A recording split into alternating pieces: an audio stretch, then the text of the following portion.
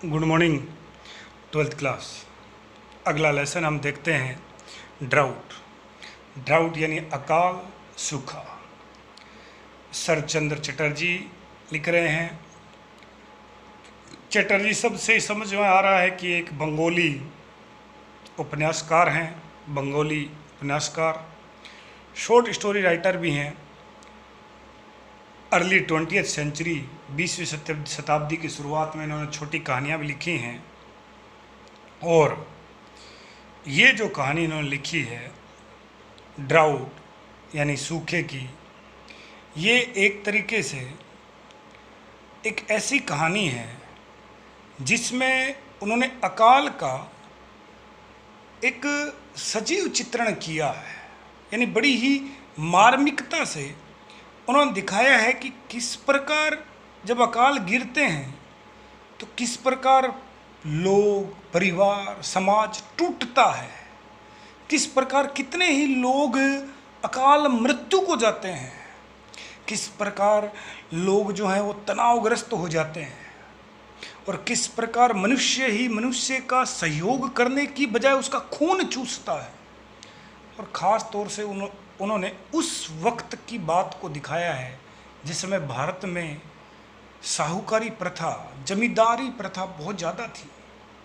हम सब जानते हैं बाद में कई आंदोलन चले, जैसे विनोबा भावे ने चलाया था भू आंदोलन, हम 10th क्लास में पढ़े होंगे, जिसमें बड़े बड़े रसूखदार जमींदारों ने अपनी भूमि रियासतों का त्याग किया, भूमिहीन लोगों को ज़मीनें मिली। आज भी, क्योंकि ये बंगाली लेखक है वो इसलिए हैं, बहुत शानदार है इनका अनुभव। और क्यों है उसके पीछे रीज़न ये है कि बिहार और पश्चिम बंगाल, वहाँ का जनसंख्या घनत्व बहुत ज़्यादा है। तो आज भी आप देखेंगे बिहार में, तो आपको पता ही है कि बटाईदार कृषि के लिए गांधी जी ने पहला आंदोलन ही कर दिया था चंपारण में। आप 10th क्लास में इंडिगो नामक लेसन में भी पढ़े होंगे, अच्छे ढंग से याद होगा आपको राजकुमार शुक्ला की बात। और पश्चिम बंगाल जहाँ बहुत ज़्यादा जनसंख्या घनत्व है, तो हम सब जानते हैं जहाँ जनसंख्या घनत्व है ज़्यादा तो वहाँ कृषि भूमि हो चाहे रियासी हो वो घट जाती है और वो बड़े जमींदारों के पास ही बची हुई है, बाकी वहाँ कृषि नहीं है। शायद यही एक वजह है कि आज महानगरों में मजदूरों की सबसे ज़्यादा संख्या बिहार और पश्चिम बंगाल से आती है। ठीक है जी, अब देखना आप, ये कह रहा है the village was called Kashipur. ये जो कहानी सुनाई जा रही है वो काशीपुर गांव की कहानी है। It was a small village, वो एक छोटा सा गांव था। इट्स जमींदार वॉज स्मॉलर स्टिल। गांव छोटा है तो स्वाभाविक बात है कि उसका जमींदार भी छोटा ही होगा। यानी यहाँ छोटे से अभिप्राय दो चीज़ हो सकती हैं। एक तो वो उसकी रियासत के लिए बोल रहा है, मतलब ज़मीन जागीर उसके लिए, और एक ये भी हो सकता है कि उसकी सोच के लिए बोल रहा हो। यट फिर भी हिज टेनेंट्स, देखिए जी टेनेंट्स के दो अर्थ होते हैं। एक तो होता है किराएदार, लेकिन यहाँ किराएदार वाली बात नहीं है, ये है जी काश्तकार। काश्तकार यानी जो हिस्से की खेती करे, जिनके पास खुद की ज़मीन नहीं है, वो है काश्तकार। हिज टेनेंट्स डेयर नोट करता है साहस का नहीं होना, स्टैंड अप खड़े होना टू हिम। उसके जो काश्तकार है, जमींदार भले ही वो छोटा होगा, इतनी ज़्यादा रियासत जमींदार ज़मीन वगैरह नहीं है, जागीर नहीं है, लेकिन फिर भी उनके जो काश्तकार हैं जो उसकी ज़मीन पे खेती करते हैं, उनके अंदर इतना साहस नहीं है कि उसके सामने खड़े हो जाएं। हो भी नहीं सकते, क्योंकि वो क्या है, he was so ruthless. Ruthless का अर्थ होता है जी निर्दयी। क्या होता है जी? निर्दयी, क्योंकि वो बहुत ज़्यादा निर्दयी है। It was the birthday of his youngest son. ये बात उस दिन की है जिस दिन उसके सबसे छोटे पुत्र, यंगेस्ट, यंगर और यंगेस्ट सुपरलेटिव डिग्री है, उसके सबसे छोटे बेटे का बर्थडे था। इट वॉज नून, और दोपहर के समय था। तारक रत्न द पृष्ठ, तारक रत्न द पृष्ठ यानी पुजारी, was on his way home from landlords house. पुजारी तारक रत्न जमींदार के घर से अपने घर वापिस जा रहा था, रास्ते में है। देखना, होम अपने घर जा रहा था, फ्रॉम लैंडलॉर्ड्स हाउस जमींदार के घर, वहाँ पूजा वगैरह करके आया होगा। स्वाभाविक बात है कि जो लोग पैसे वाले हैं वो बर्थडे भी सेलिब्रेट करते हैं, बर्थडे पे पूजा भी आयोजित करते हैं, और पता नहीं क्या क्या करते हैं। जिनके पास धन दौलत है, ये उनकी बात है। गरीब व्यक्ति हैं, उनको पता ही नहीं रहता जी बर्थडे है कब। ठीक है जी। Where he had been offering prayer, offering प्रदान करना, प्रेयर प्रार्थना वगैरह, पूजा वगैरह, जहाँ वह पूजा पाठ कर रहा था, यानी पूजा पाठ करके आया है वो वहाँ से। It was nearing the end of May, मई महीने का अंत का समय। महीना कौन सा? मई, और उसका अंत, यानी आप कह सकते हैं 20 मई 25 मई से आगे के दिन। गर्मी खूब होती है, भीषण गिरती है, हम सब जानते हैं। But not a patch of cloud, patch का अर्थ है टुकड़ा, क्लाउड का अर्थ है बादल, could be seen in the sky, लेकिन आसमान में बादल का एक टुकड़ा तक नहीं था, बिल्कुल साफ तप रहा है एकदम। द रेनलेस, बारिश रहित, फिमामेंट पोवर्ड फायर, ध्यान से देखना, बिना बारिश वाले, जिनके अंदर बिल्कुल बारिश नहीं है, ऐसा फिमामेंट। देखिए, फिमामेंट का अर्थ याद रखना आप, ये बहुत बार आता है ये वर्ड। इसका अर्थ होता है स्काई, आसमान, इसका सिनोनिम सही है। पोवर्ड का अर्थ होता है उड़ेलना। क्या होता है जी? उड़ेलना, बरसाना। और फायर का अर्थ वैसे तो अग्नि होता है, लेकिन यहाँ अत्यधिक धूप है। ऐसा आसमान जिसमें बादल नहीं है, बारिश की एक बूंद भी नहीं है, और वो आसमान क्या उड़ेल रहा था? आग उड़ेल रहा था। द फील्ड, मैदान,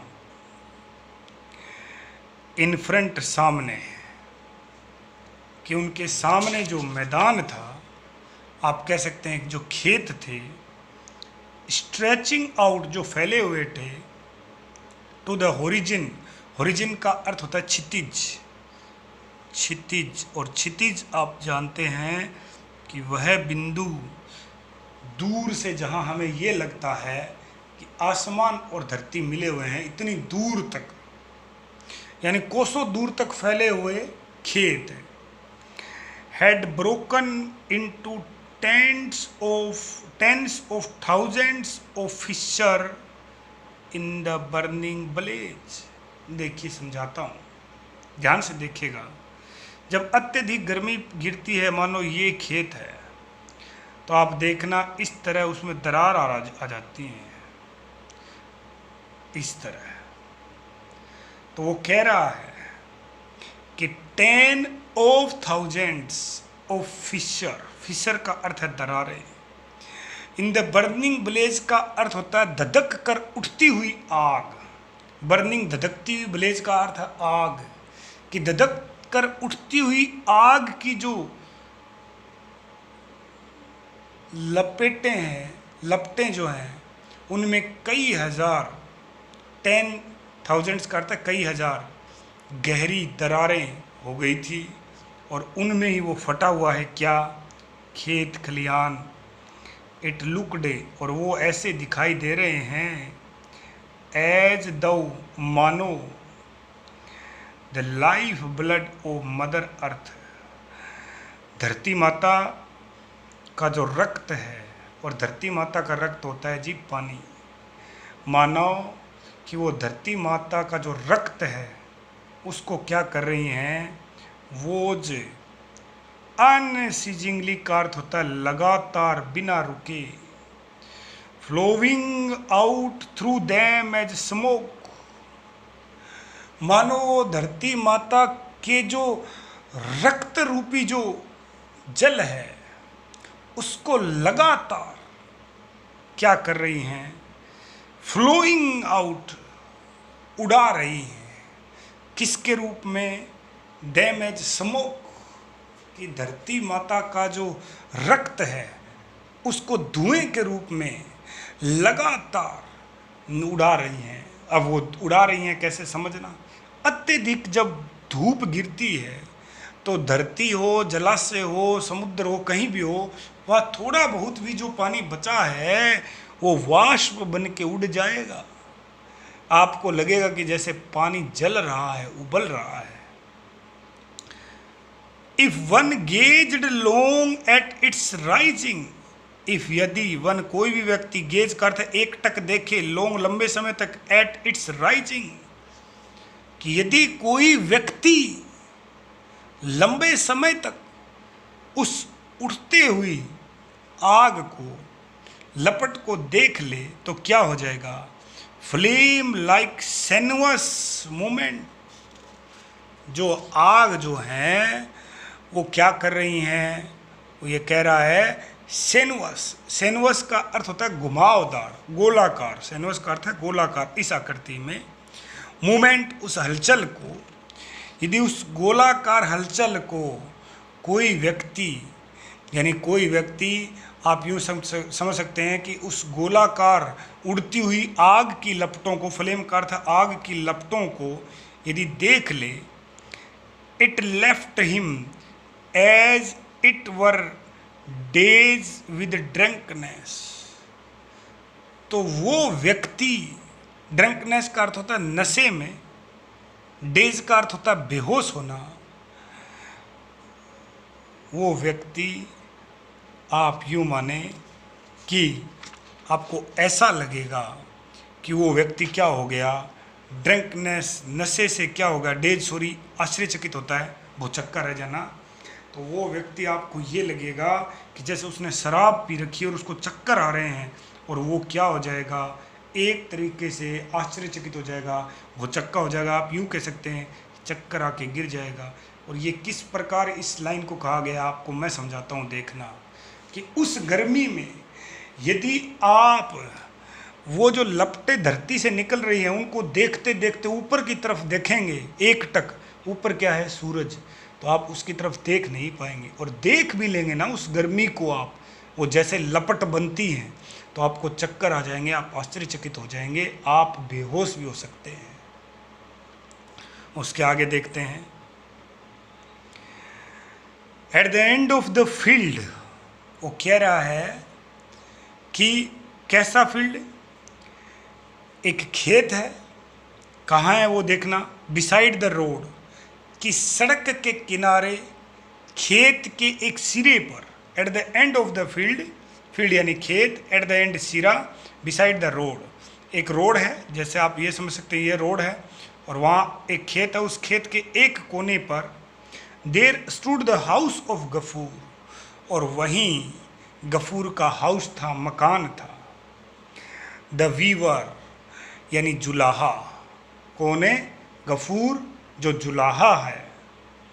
now that the mud walls were in ruins, मकान तो क्या है? वो झोपड़ी है, आप यूँ समझें, जिसकी मड वॉल्स, यानी आप कह सकते हैं कि उस सड़क के किनारे गफूर का जो मकान है, जिसकी मड वॉल्स हैं, कच्ची दीवारें हैं, वो र्यून हो गई हैं। र्यून का अर्थ होता है खंडर टाइप, बिल्कुल जर्जर अवस्था, उन दीवारों की हालत जर्जर हो गई है।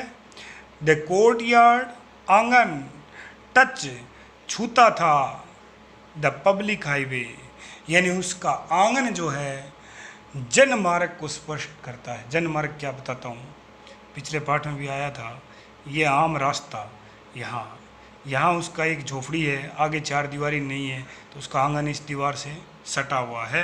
यानी आप यूँ समझे, एक बार यहाँ ऊपर बना रहा हूँ, ध्यान से देखना, ये रोड है जी, ठीक है, यहाँ गफूर, ये वो खेत है, यहाँ गफूर का घर बना हुआ, एक झोपड़ी बनी है कोने में, तो उसका ये जो आंगन है ये आगे रोड तक पूरा दिखाई देता है, क्योंकि यहाँ क्या नहीं है, कोई दीवार है नहीं है, यानी इसके घर की प्राइवेसी रोड जो जा रहे हैं लोग, उनकी नज़र पर निर्भर करती है।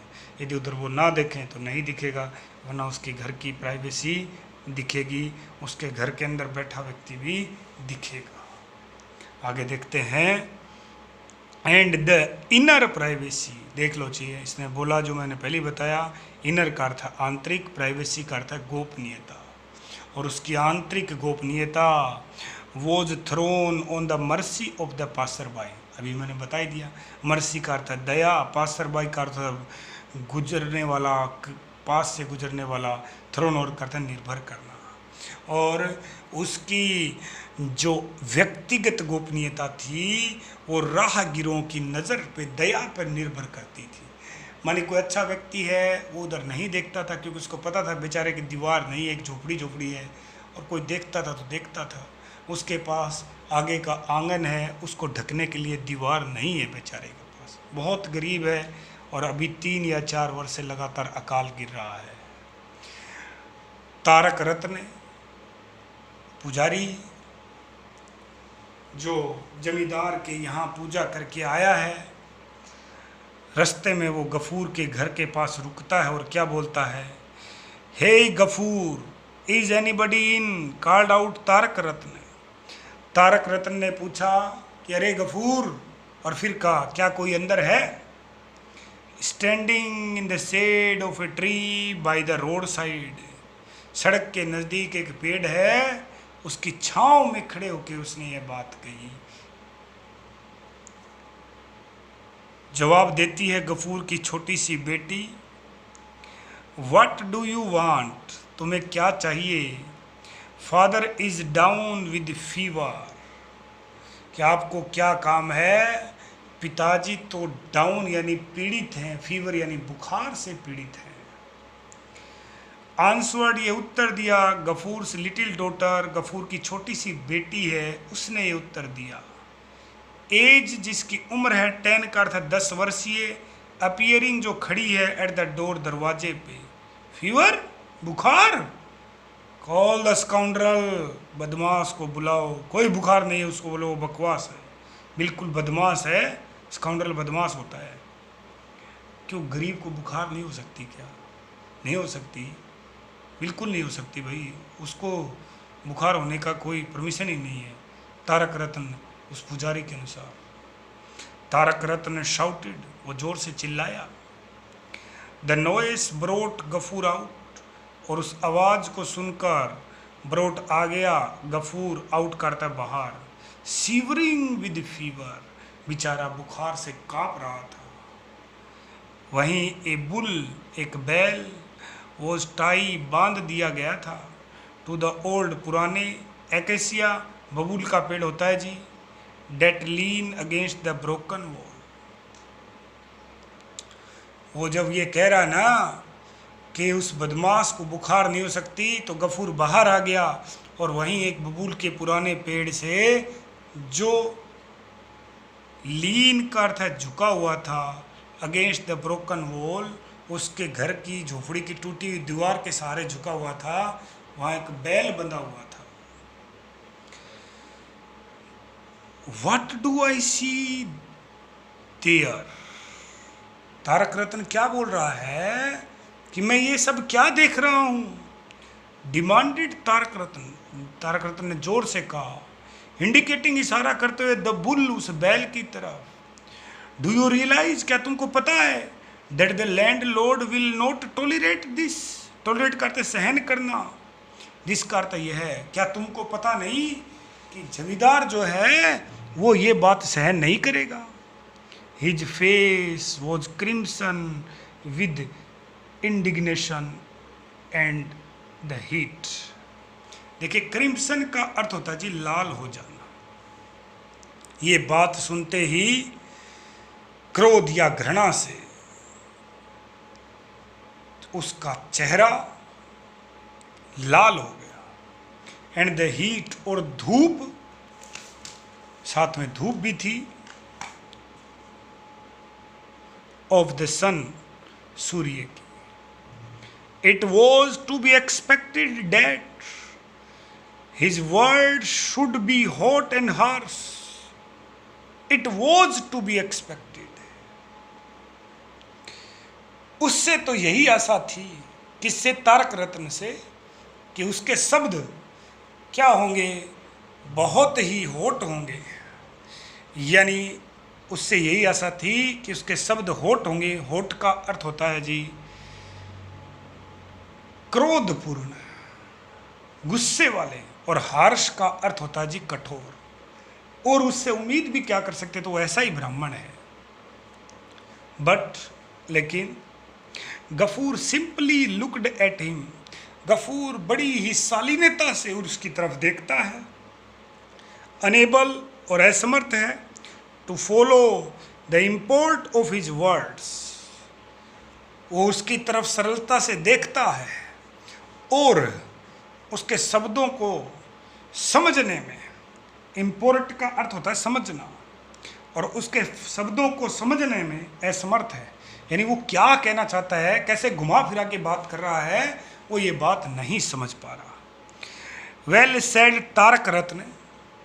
तारक रत्न ने कहा, अच्छा। I saw it tied there in the morning. ये इट बैल के लिए आया है कि मैंने सुबह इसको यहीं बंधे हुए देखा था। And it is still there, और अब भी यहीं बंधा हुआ है। इफ द बुल डाइज, यदि ये बैल मर गया, योर मास्टर, तुम्हारा मालिक, विल फ्ले यू अलाइव। वो कह रहा है कि यदि ये मर गया तो तुम्हारा मालिक जीते जी, अलाइव करते जीते जी, फले यू करता चमड़ी खींच लेना, चमड़ी उतार देना, तो तुम्हारा मालिक तुम्हारी चमड़ी उतार देगा। याद रखना ये बात है, यदि ये मर गया ना, इसको कुछ हो गया, तो मालिक तुम्हें छोड़ेगा नहीं। अब वो बेचारा ऐसा है, पंडित उसको दबा रहा है, और दबाना भी स्वाभाविक है क्योंकि वो कमज़ोर है बेचारा। तो इससे आगे की कहानी हम अगले वीडियो में देखेंगे।